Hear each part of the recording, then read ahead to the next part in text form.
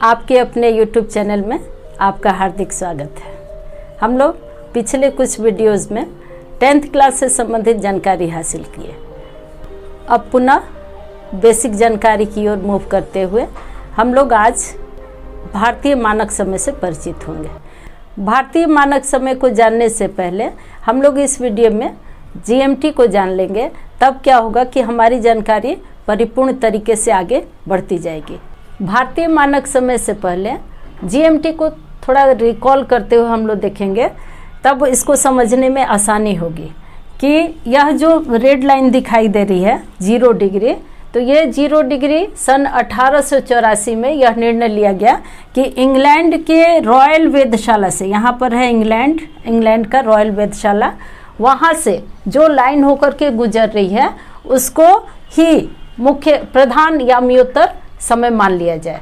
तो प्रधान याम्योत्तर समय 0 डिग्री और 0 समय भी 0 डिग्री भी, और वहाँ से लेकर के पूरब की ओर अगर ये बढ़ता है लाइन तो प्लस में हो जाता है, जिसको हम लोग पीछे जान चुके हैं, लेकिन थोड़ा सा समझा देती हूँ कि ये क्या होता है, ये प्लस में हो जाता है। और 0 से जब हम पीछे जाते हैं तो ये माइनस में होता है। ये होता क्यों है? तो सूरज कहाँ उगता है? पूरब में। और हम लोगों ने इसको ये 2 गोलार्ध में बढ़ जाता है, ये पूर्वी गोलार्ध, ये पश्चिमी गोलार्ध। तो निश्चित है कि पूर्वी गोलार्ध में ही क्या होगा, सूरज पहले दिखाई देगा। तो उस हिसाब से इधर का क्या हो जाता है, ये प्लस में, यानी 0 से पूरब होगा तो समय जो होगा वो प्लस में होगा, और 0 से पश्चिम होगा तो ये समय माइनस में होता है। इसको हम लोग इस तरह से देख लेते हैं कि 15 डिग्री चलने में 1 घंटा टाइम लगता है। कितना घंटा लगा? 1 घंटा, यानी 1 घंटा क्या हो गया, 60 मिनट। तो 60 मिनट यानी 1 डिग्री चलने में अब 60 बटा में 15, तो 15 चौके 60, यानी 4 मिनट। अब टाइम कितना लग रहा है 1 डिग्री चलने में? 4 मिनट। हम लोग के पास अब ये भी आ गया कि एक डिग्री जब चलेंगे तो हमारा टाइम लगेगा 4 मिनट। अब हम लोग जान चुके हैं कि 15 डिग्री जाने में 1 घंटा और 1 डिग्री जाने में 4 मिनट। ये सारी कुछ जानकारियाँ जब हो जाएंगी तो आगे हम लोगों के लिए बहुत ही आसान हो जाएगा। इसके लिए मैं बताई, अगले फिगर से हम लोग अपने भारत देश का मानक समय जानेंगे। यहाँ अपना भारत दिखाई दे रहा है, इसका अक्षांशीय जो है उसको मैं यहाँ लिखूंगी नहीं, 8 डिग्री 4 मिनट उत्तरी अक्षांश से 37 डिग्री 6 मिनट उत्तरी अक्षांश तक। यहाँ पर जो आता है वो 68 डिग्री 7 मिनट से पूर्वी देशांतर से 97 डिग्री 25 मिनट पूर्वी देशांतर तक। तो यह जो दूरी है ये देशांतरीय दूरी है। इसको मोटा मोटी अगर देखा जाए तो 97 68 इसकी दूरी देखी जाए तो ये मोटा मोटी 30 आता है। कितने डिग्री आती है? 30 डिग्री। तो हमेशा ये पूछता है कि पश्चिमी और पूर्वी देशांतर में कितने का अंतर है, तो ये हो जाता है 30 डिग्री।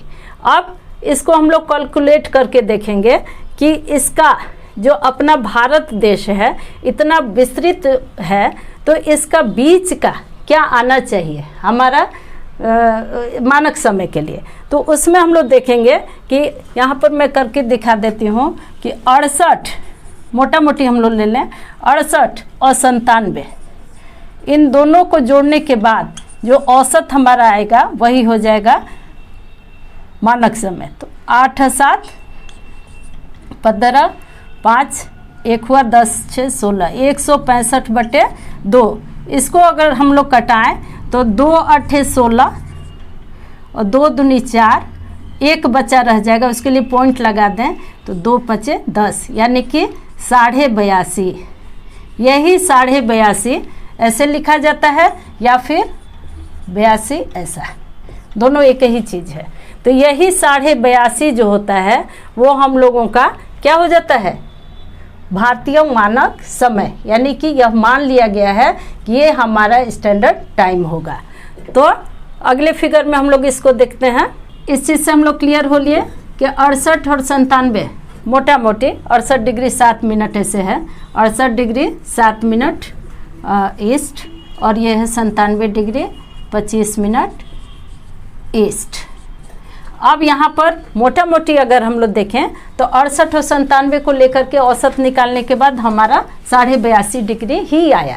तो 82.5 डिग्री ईस्ट हमारा मानक समय है। भारत का अगर कोई मानक समय आपसे पूछे कि भारतीय मानक समय क्या है, तो हमारा भारतीय मानक समय 82.5 डिग्री है। वो कैसे है इसको भी हम लोगों ने हल करके निकाल लिया। तो यह जो 82.5 डिग्री पर मानक समय हमारा आधारित है, उसको हम लोग देखते हैं कि ये कितने समय में अब आगे होगा। तो हम लोग जान चुके हैं कि 1 डिग्री बराबर 4 मिनट, यह भी जान चुके हैं कि 1 डिग्री बराबर 4 मिनट, और यह भी जान चुके हैं कि 15 डिग्री अगर चलते हैं तो हमारा कितना हो जाता है, 1 घंटा। तो दोनों ही तरीके से हम लोग इसको निकाल सकते हैं कि हमारा टाइम कितना आगे बढ़ जाएगा। अगर हम लोग इसको 4 मिनट को ही लेकर के चलें कि 82.5 डिग्री गुणे 4, तो हमारा आ जाएगा 4 पचे 20 का 0, 2 4 दूनी 8, 2 10 का 0, हासिल लगा 1, 4 अठे 32, 1 33। यहाँ पर 1 के बाद ये हमारा लग जाएगा दशमलव, 330 मिनट आ गया।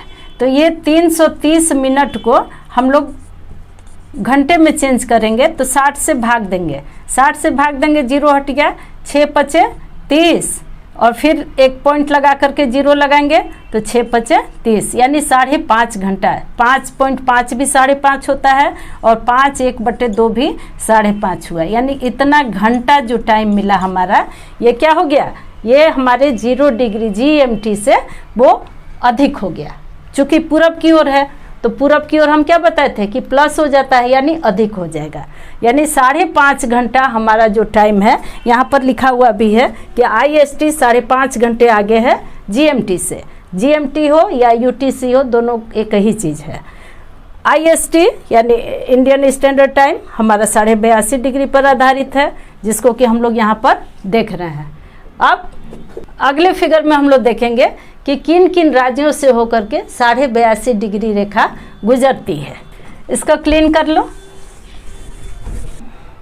ये अपना भारत, ये थोड़ा सा पुराना वाला मैप दिख रहा है, इसलिए यहाँ से अगर कर दिया जाए तो ये जम्मू कश्मीर और लद्दाख वाला हो गया, ये वाला तेलंगाना वाला एरिया हो गया। खैर, इस पर ज़्यादा ध्यान न देते हुए हम लोग देखें कि 82.5 डिग्री यह जो रेखा है, 82.5 डिग्री जो मानक समय लिया गया है भारत का, ये किन किन राज्यों से होकर गुजरती है। तो यहाँ पर जो पहला दिखाई दे रहा है ये है उत्तर प्रदेश। उत्तर प्रदेश जिसे यूपी भी कहा जाता है, ये यूपी के नैनी से होकर के, प्रयागराज के पास है नैनी, वहाँ से होकर के गुजरती है। तो इसलिए यहाँ पर ये जो रेड दिखाई दे रहा है ये मुख्य है कि वो नैनी जगह है। उसके बाद हम लोग देखते हैं कि ये मध्य प्रदेश में उतरती है ये रेखा। उसके बाद छत्तीसगढ़ और तब उड़ीसा, और यहाँ पर आंध्र प्रदेश। कुल 5 राज्यों से होकर के यह रेखा गुजरती है। उत्तर प्रदेश, मध्य प्रदेश, छत्तीसगढ़, उड़ीसा और आंध्र प्रदेश।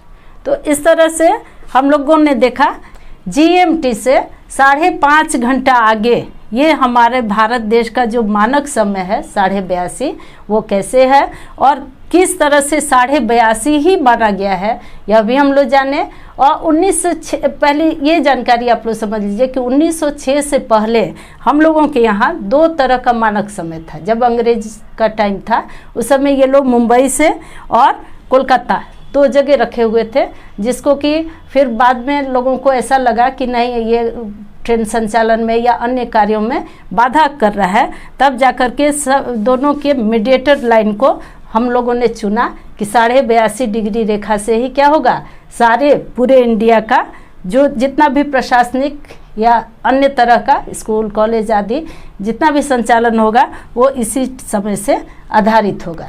यहाँ पर हम लोग ध्यान देते हैं कि ये 82.5 डिग्री रेखा इतना विस्तृत अपना भारत देश है, इसका पूर्वी भाग जो यहाँ 97 डिग्री पर है, जो समय यहाँ हो रहा होगा उस समय यहाँ पर वही टाइम नहीं होगा।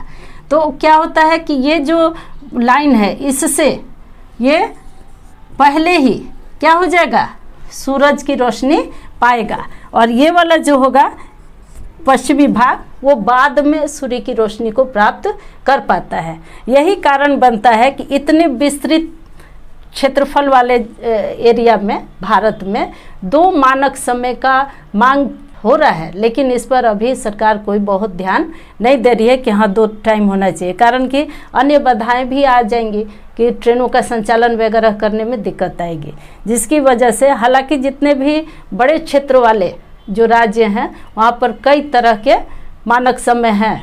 जैसे में अगर कनाडा को लिया जाए, इसको रशिया को लिया जाए, तो इन सब जगहों में क्षेत्रफल अधिक है, इसलिए वहाँ पर देशांतर अधिक है, इसलिए वहाँ पर कई मानक समय भी हैं। अपने भारत में भी ऐसी व्यवस्था की जा सकती है, लेकिन हाल फिलहाल ऐसा नहीं है। 82.5 डिग्री ही हमारा मानक समय है।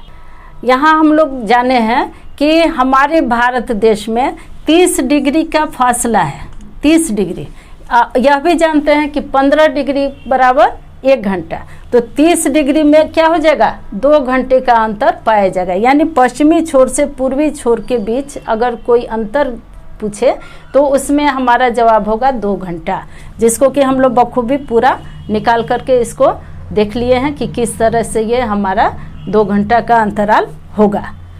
इस तरह आज हम लोगों ने भारत के मानक समय को बखूबी जाना।